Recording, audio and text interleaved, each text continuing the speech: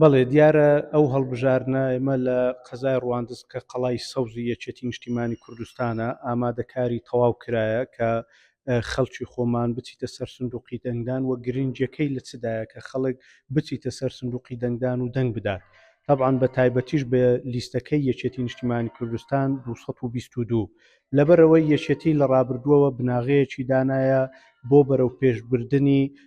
کۆمەڵانی خەڵکی کوردستان لە چوارچەوەی حراق لە هەموو ڕوێکەوە بە تایبەتی بژێوی ژیان کە موچەیە موچە و شایستە داراییەکان و بەپێی دەستور کە دەستورێک نووسرایەوە لە تاریخی حراق کە وێنەیە کە مافەکانی گەلی کورد تەواو تێدا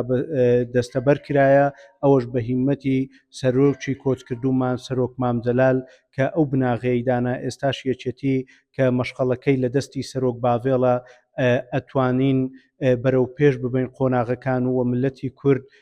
لە هەموو ڕوێکەوە لە چوارچەوەی حراق بەهێز بکەین و کۆتایی بەو نەهامەتان نبینین ئەوەیە کە لیستەکەی یەکێتی زەرورە کە لە بەغدا بەهێزبی لۆ ئەوەی گەلی کورد بتانی بەهێزەوە لە چوارچەوەی حراق مافەکانی خۆی دەستەبەر بکات.